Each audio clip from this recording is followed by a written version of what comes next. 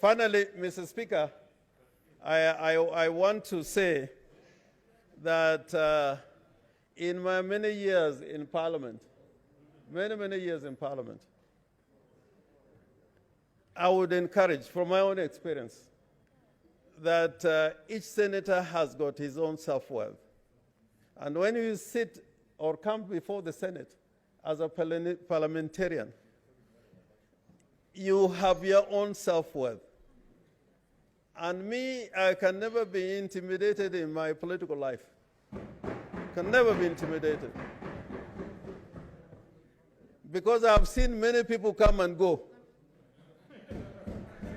I've seen many powerful people come and go. I've seen presidents come here and go.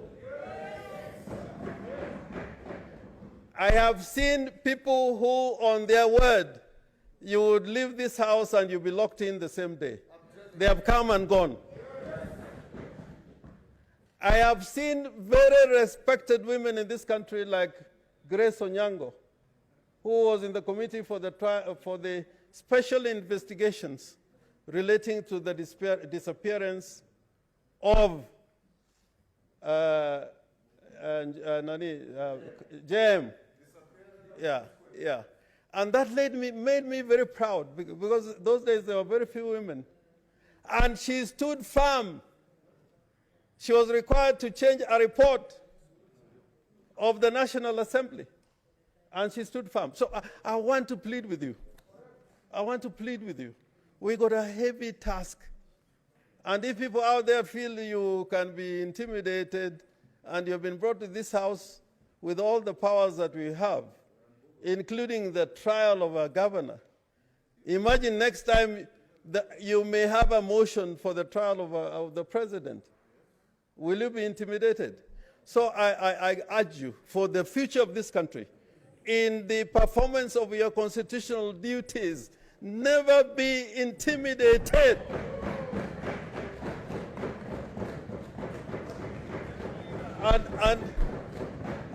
And if my day comes, I'll accept it.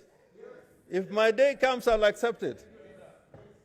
But my conscience, the way I've been brought up, my conscience, I will never sell it. I will never. Because I know men and women, like the late Serenoi, one of the most brilliant lawyers. He could have lived longer as a parliamentarian. But for his standing for the truth, we are now enjoying some of the privileges.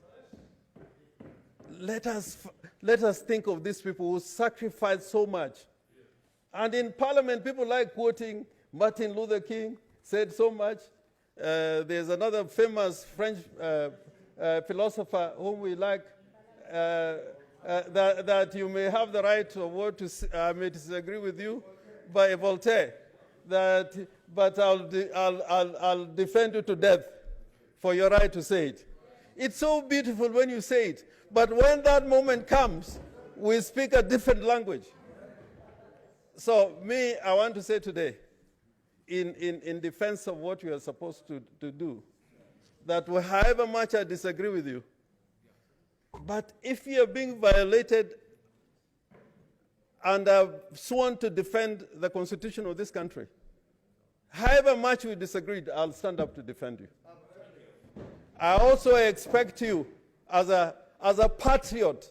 That's why the word patriot is there in Article 10, that you'll defend me. So let us not behave as a nation of beasts, or we live in the animal world. Let us be men of honor and distinction. Men and women of distinction. I thank you, Mr. Speaker, and I beg to second.